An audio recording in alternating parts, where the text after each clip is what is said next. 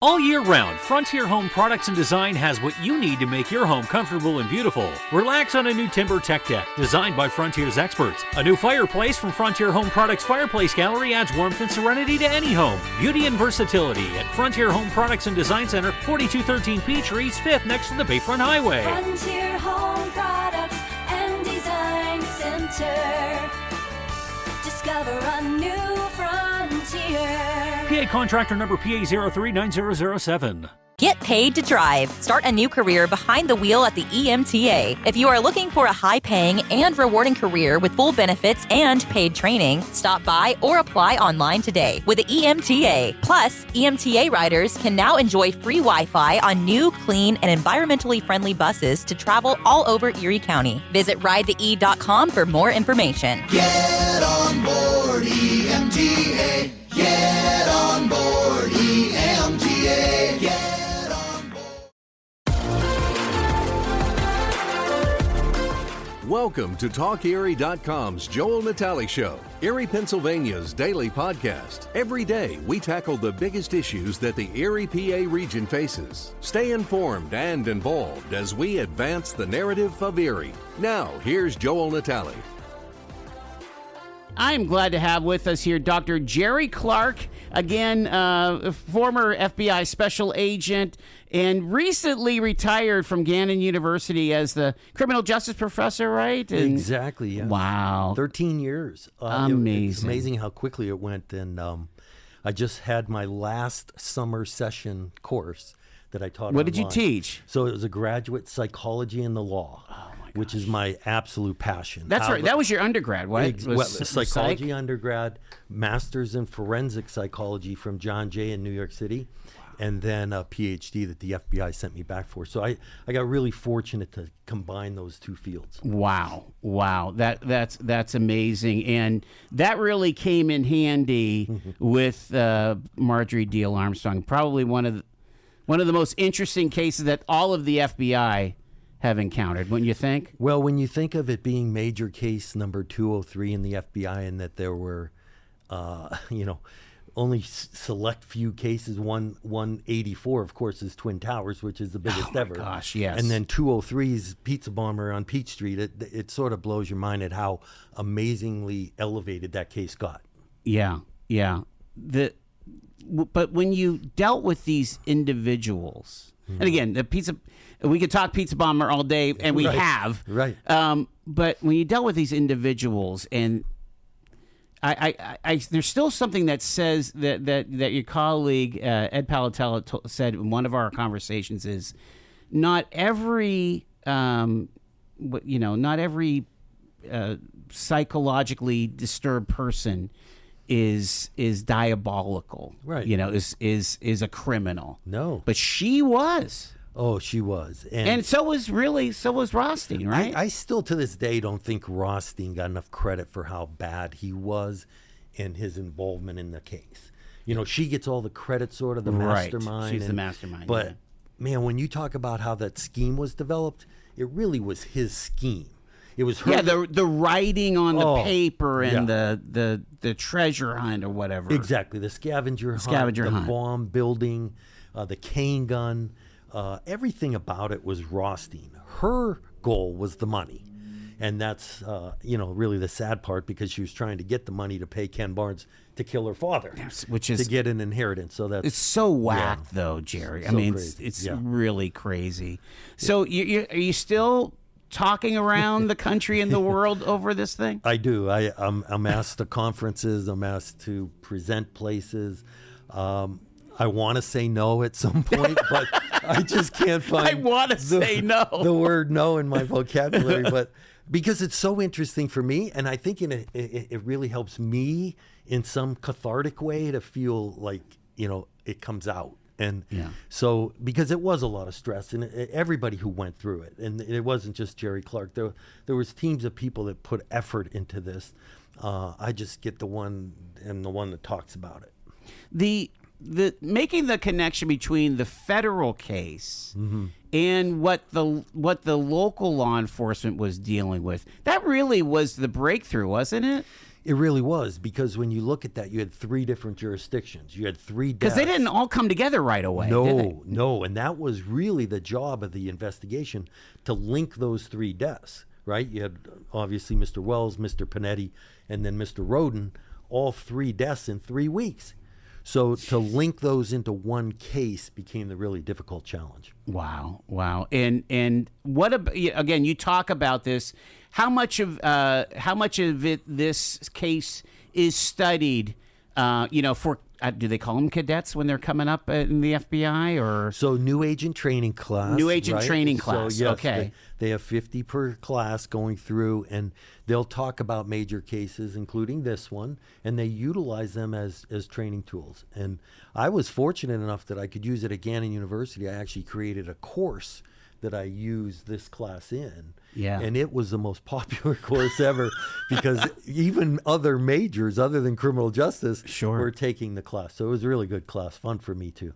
Talk about who's entering law enforcement. Again, we were talking off air about workforce. Right. Let's face it. Like I heard a number that New York City, NYPD, short 1,500 cops.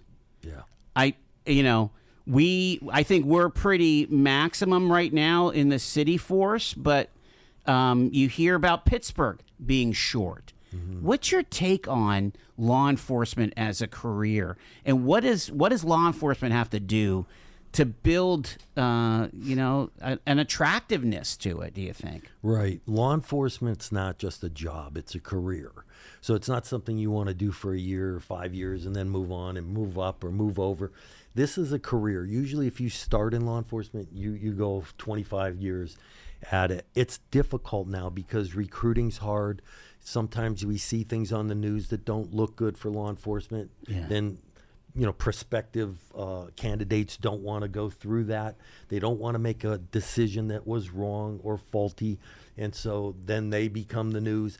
And so it's a difficult area to be in, because you're scrutinized, and you ought to be. Yes, we you have to should be be held yes. at the highest standard. I'm not diminishing the standard. You have to be held at the highest standard, but that's a lot of stress, and so you see, reluctance to go into the field.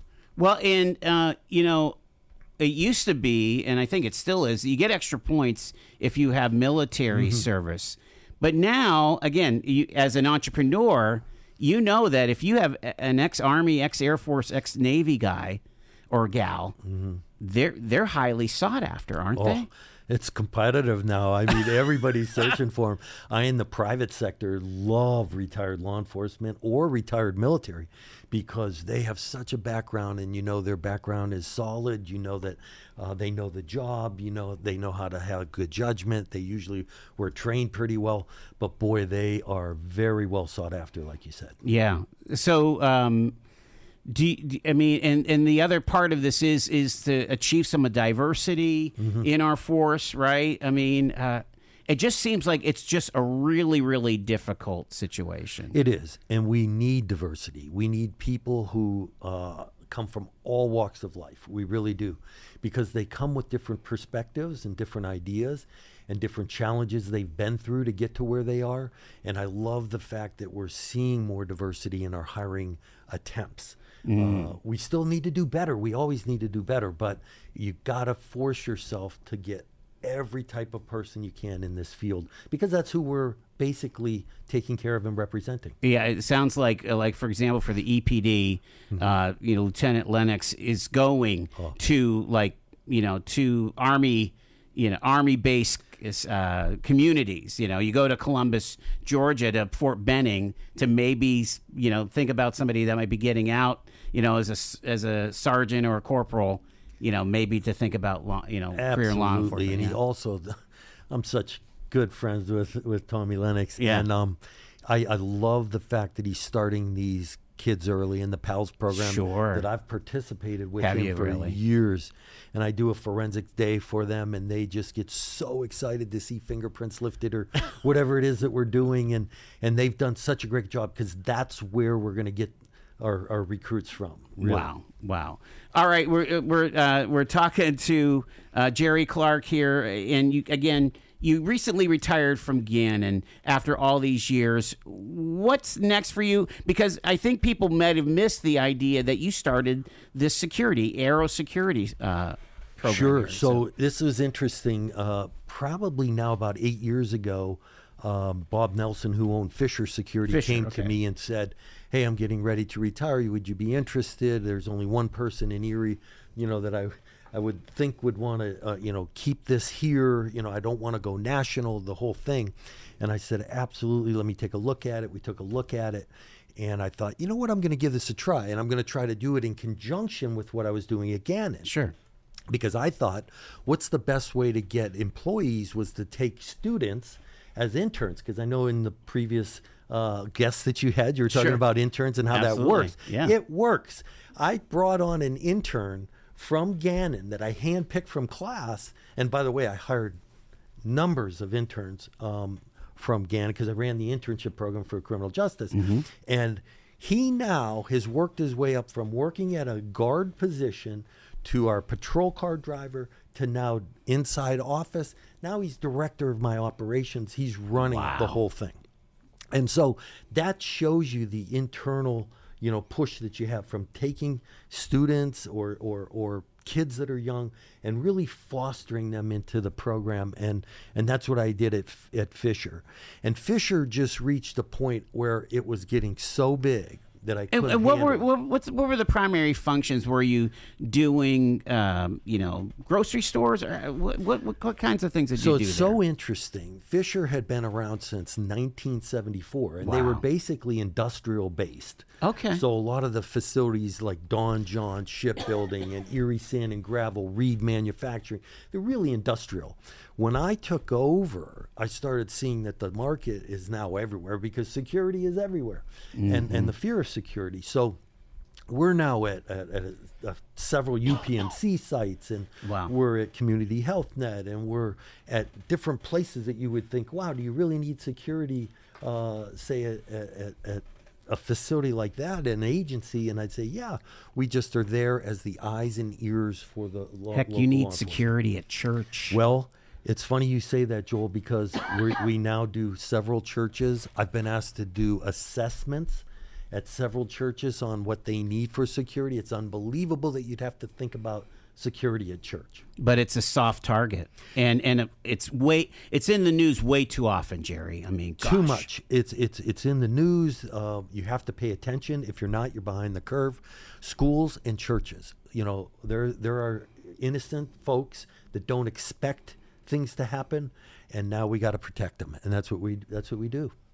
Jerry, let's talk about you grew Fisher Security to a place where, man, it became big and pretty attractive to a larger firm, right? Exactly. I had a few different firms contact me, and some of them I just wasn't interested in. I don't like private equity. I don't like anything involved in people that aren't going to care for my clients the way I do.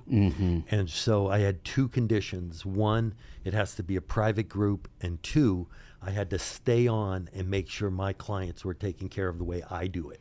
And both of those took place with Aero Security. And Aero Security is out of Smith Town, Long Island, and they have taken me to new places.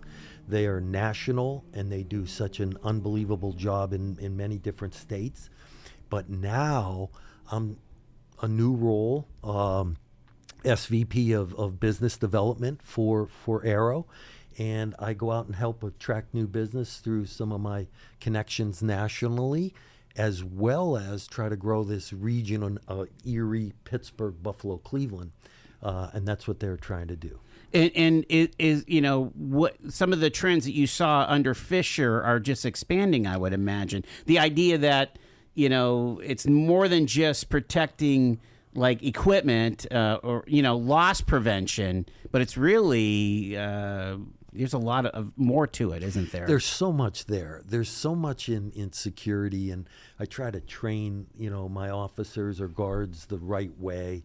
A lot of my clients are my friends, so if I'm working and have guards at Champion Ford, right. Mark Winkler is a very close friend of mine, and I want to make sure he's happy. Sure. So I don't I don't lose sight of that.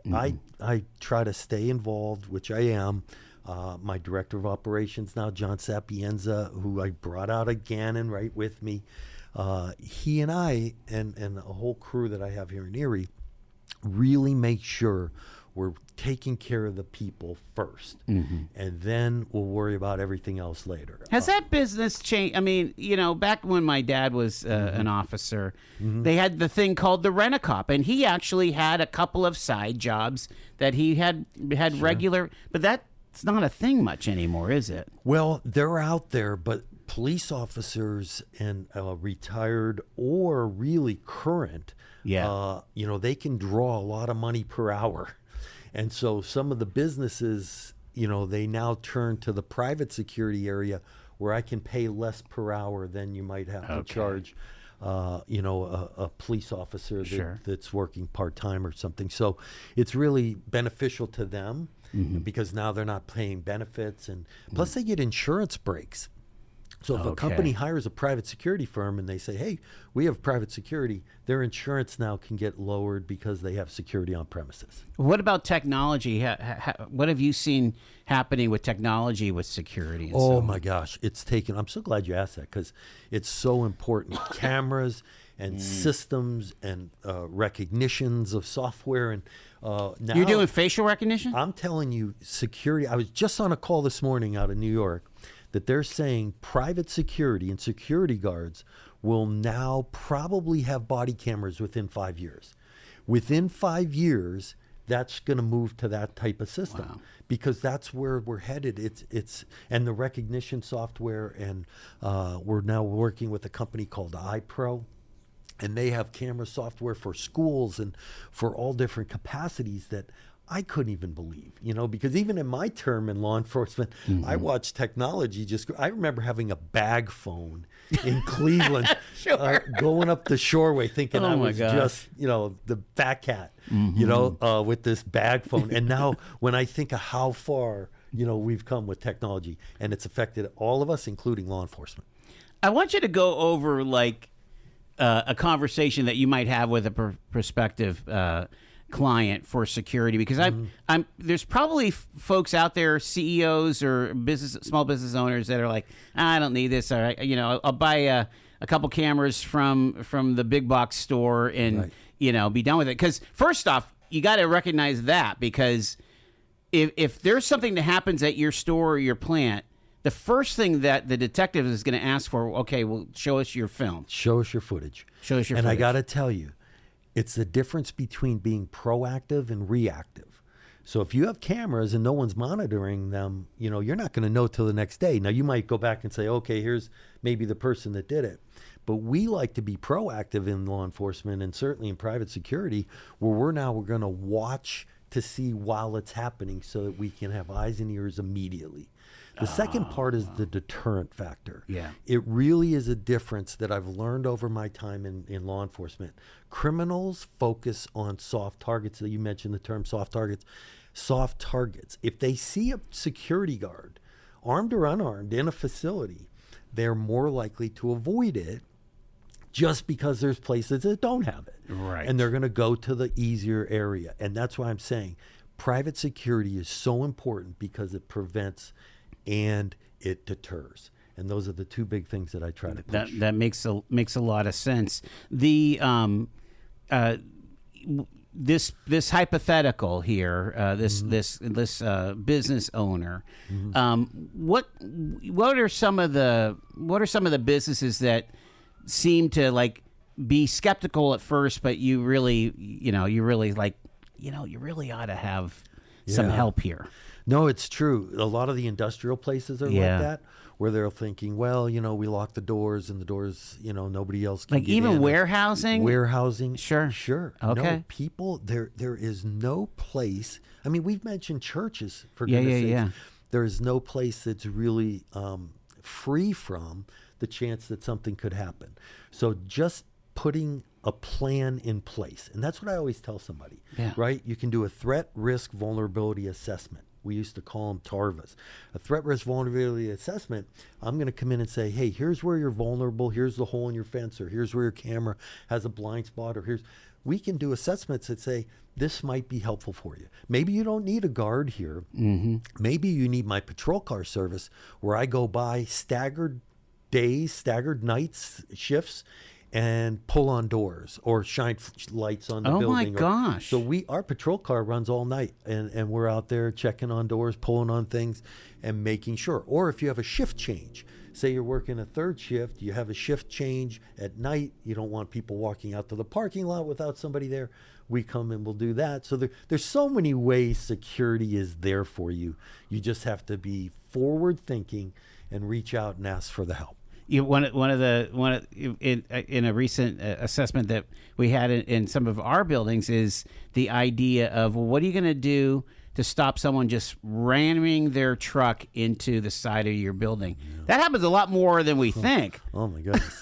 I mean, again, when you start to think, when people have ill intent, it's limitless. It's limitless to what they can do. You see those jewelry stores, for example. You could have all the alarms in the world, but if they're just plowing their F-150 into it, smash and grabs, you see them all the time. And so, again, that deterrent of knowing, well, there is somebody there, it just makes that bit of a difference.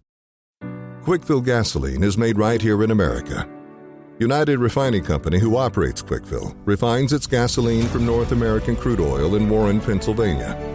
When you buy United Refining Company gasoline at Quickfill, you keep jobs and businesses in America, and you keep American families strong.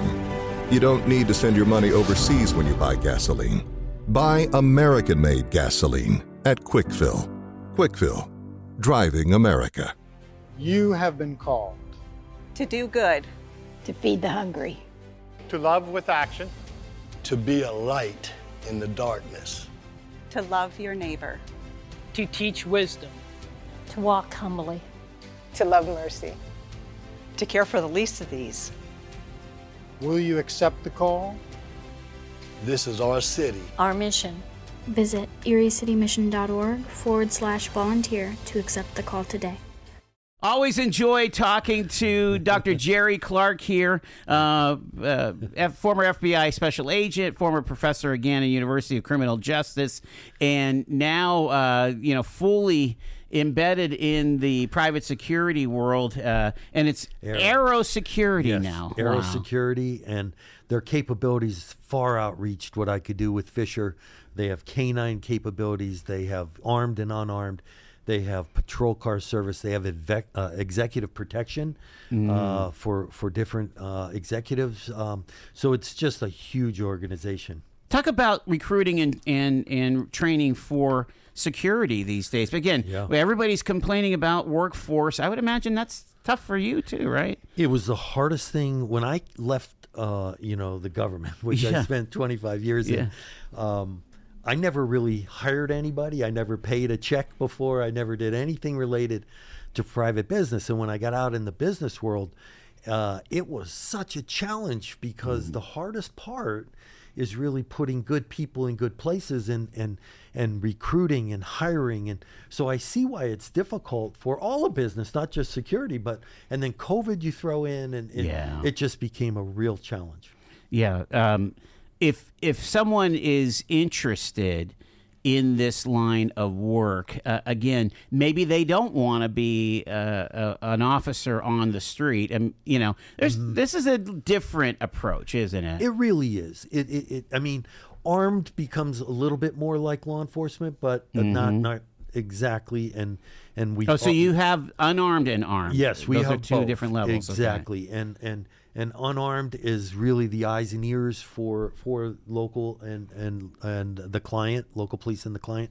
So you could do either of those. Reach out to us at Aero Security. I can get the phone number out there for everybody. Are you seeing more women joining in this line of work? Yeah. Oh my gosh! It's funny. When I went through the FBI Academy, I bet we had 4 or 5 females in a class of 50. Wow. And it got now where it's 25 at minimum. I mean, it's seriously. Yeah, and that's the way it should be. Female officers and guards, we absolutely need in the field. We do. We need for several different reasons, but I love female guards to come in. They work outstanding. They're usually better report writers. They're more precise. They're more precise. They pay attention to details. All my male law enforcement out there, don't hate me. Don't call in. I'm just joking, but and serious in some respects. But no, they really do a great job, and we welcome them open arms. Wow. Let's roll back. How long has it been now? It's 22 years, isn't it? Yeah, Since August 28, 2003. So August will be 22 years of. And where were you in your career? Because you had just come up from. You weren't here in Erie that long before that, right? No, I just transferred back to Erie in 2001. So a couple years. And 9/11 hit, and then I was down in Pittsburgh most of the time at the Pittsburgh airport trying to straighten out all the flights and things. But wow, it was. Did you go to Shanksville or? So we had the choice of direction from my division. Each division went different ways, but Pittsburgh division, you either went to Shanksville or you went to the Pittsburgh airport to make sure we got that back on track. On 9/11 itself. On 9/11. Okay. No planes were flying, and then pilots would come out and say, I'm not flying that person in seat 6C. Get them off my plane. Just unbelievable. And FBI was involved. And we'd say, well, sir, you're the captain of the plane. We'll interview him, but we're not taking him off. Wow. So they had the power, the pilots do, to actually take them off or tell them they can't fly. They don't. They have full power over their ship. I had no idea. And then we would interview them, and it turned out it might just be an innocent doctor trying to get on the next flight, and we'd put them on. But that was sort of the choice. So I had just returned home. And in the FBI, you get on a list called an OP list, Office of Preference. Mm-hmm. And I wanted to come back to Pittsburgh because I love Erie. And I wanted to come to Erie. And it took a while, but we got transferred back. And how did you work out of the federal courthouse? So I was out of the 717 State. 717 State, the Highmark building at the time. Now gotcha. And how many agents work here in Erie? So generally? there's 7 usually, a supervisor and 6 or 7 agents, and then task force group. And I'm telling you what, this office is busy and it's got a lot to do, and they do tremendous work. And I'm proud of them. I really am. They don't always get noticed. Yeah. But they are out there and they're doing the job. I think in one of our conversations you said the majority of FBI work here has to do with narcotics. Is that still the case? It is, but there's public corruption things they get involved in. There's white collar crime they get involved in. This whole thing with Hurdle and Brown, that was like one of the biggest cases, right? Yeah, exactly. And that would be considered a white-collar case. So, and then you have, obviously, domestic and international terrorism, which you don't like to think occurs. Yeah. But there's always things to do that go unnoticed. And again, one day, I would love to just share everything I knew about what I did. But, What about, we concerned a lot about human trafficking and sex trafficking. Yeah. Being at a crossroads here with 9079, having the port, that's a pretty big concern, isn't it? Oh, without a question. It makes me nervous. The internet is so unbelievably great, right? And we all use it every day. And when we use it, we're using it for good things. There are so many people on there using it for bad things, and luring and kidnapping, and people who aren't saying truths and aren't who they're supposed to be. And we had a case here, I'll never forget it, because she was 14 and she thought she was talking to a 15-year-old. When they go to meet, he's 35. Oh, geez. So those cases exist, and you wouldn't think they do, but any city of any size is subject to that problem, and we got to be vigilant. Jerry, put some headsets on because we'll grab a phone call here. Hi, you are live with Dr. Jerry Clark here on Talk Erie. Join in. Really fascinating conversation. I have a question, just out of curiosity, because I've actually met an FBI agent of all things at a wedding a few years ago, and he was open to me asking a few questions. Any feelings about the FBI / reputation, politicization, perhaps weaponization? This fellow told me that he thought the best thing the FBI could do is move out of Washington. You were with them, I guess, so I'd love to hear your response. I'll hang up and listen. Thanks. Thanks so much.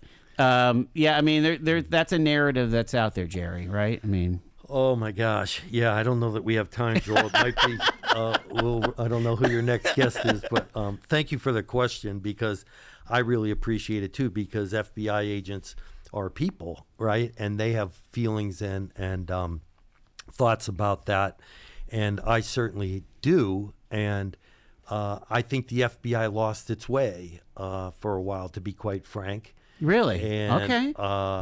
The mystique is what the FBI lives on, and if it's not there, it takes away a lot of the. I don't want to say power, but it does take away some control that we had that I thought we lost, and rightfully so, because we had people in the highest level of power and control that did become politicized. Yeah. And the street agents all the way up to the field supervisors to the, SAC level, absolute perfect.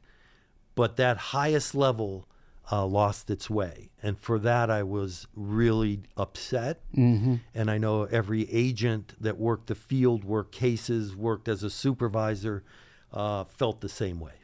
It seems remarkable when you think about it, how much churn we've had at that director of FBI, considering that the original guy. Who am I thinking of? No, well, I'm saying we went from the Untouchables era. Oh yeah, J. Edgar Hoover. Right. I mean, Hoover was there until when we were born. Yes. Right, and into the 70s, and then it's been a bit of a revolving door in this century since the 2000s. Right. I mean, so he went 50 years. Yeah. Which now there's a term limit of 10. Okay. So you can only go 10 now. And maybe rightfully so. Right. Sure. But certainly, somewhere in there we lost our way again. Yeah. And I do you have some confidence why,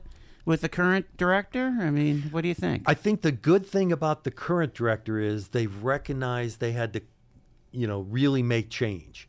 All right. And he's former FBI, right? Wasn't he an agent or something? Or no, he was a U.S. attorney. He was an attorney. So he there's only been one FBI director that was an agent, and that was Louis Freeh. Sure. He was only an agent for 5 or 6 years. Out of New York, right? Out of New York. Yeah. And then he was a U.S. attorney and a judge. Yes. But he was the only one. The rest have come from all different factions. And I think that becomes challenging because they don't know the culture of the Bureau. And so it is a culture, and it's a bureaucracy, and you have to understand it to run it. Wow. Interesting conversation for sure. I want to go back to the pizza bomber there, and again, the tentacles of this case continue here. Over 22 years, or almost 22 years later. Talk about what you've been working on. Is there another book coming out? Is there a movie? What are you looking at here? Yeah, so I'd love to be able to say more, but I can say this, that Ed Palatella and I have signed another agreement, and this one's for a scripted version. So an unscripted and scripted are the way they sort of title those. Unscripted are like docuseries, like Sure. Evil Genius. Scripted would be actors and actresses that would play the roles in movies or series. And so we've just signed another agreement where they're now putting together a scripted version of this.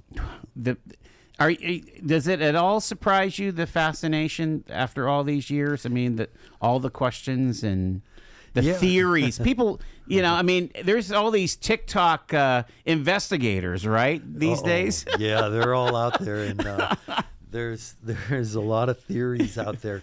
I just keep saying, you have to go back to what evidence was presented at trial, and that's really what you have to follow. And that's all we tried to do. We didn't have a direction that we wanted to follow. We had to follow the evidence. Mm-hmm. And when I taught at Gannon, I stressed that so much.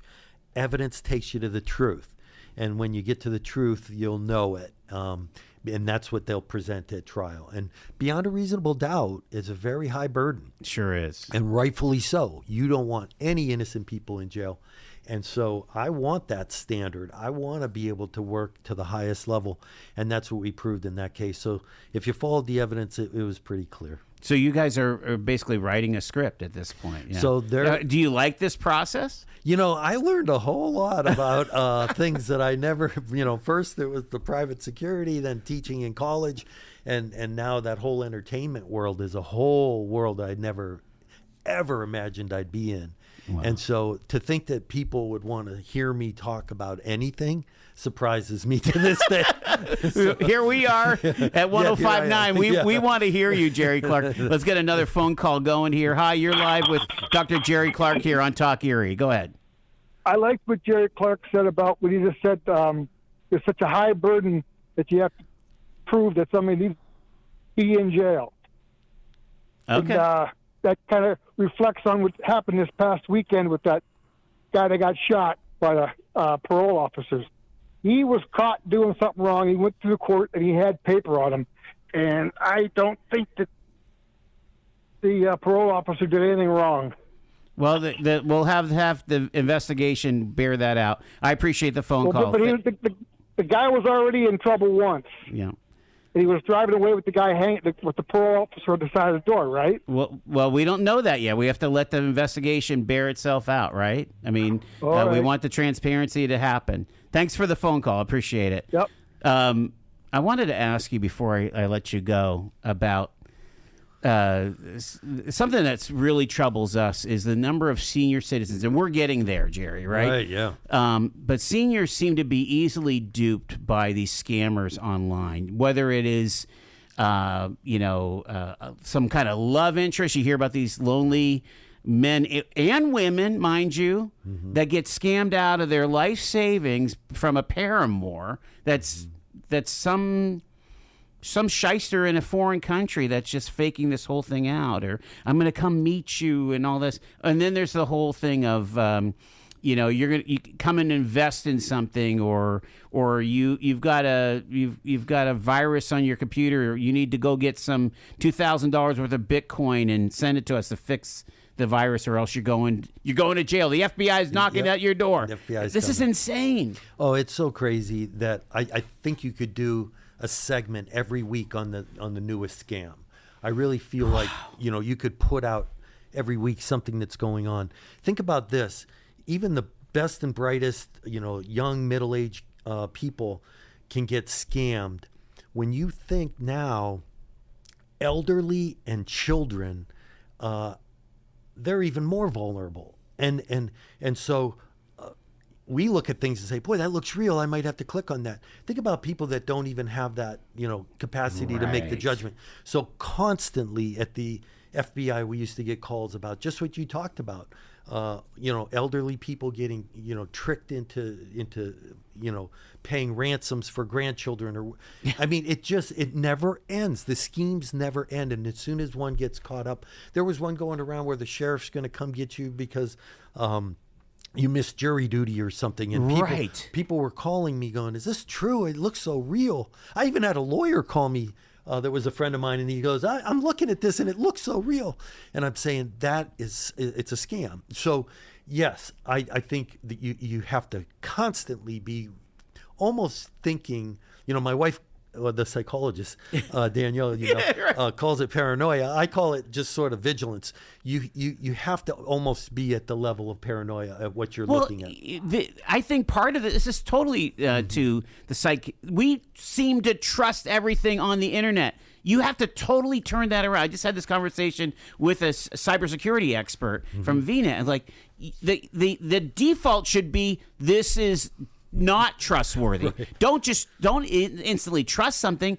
Don't trust it. No, everything's absolutely. a scam that you're reading, unless you absolutely know it's from them. No doubt. That person. Immediately look at the email. I mean, if it looks like the body of it's from Spectrum, which looks very real because they can make it look very real, but the email itself is a bunch of letters and numbers.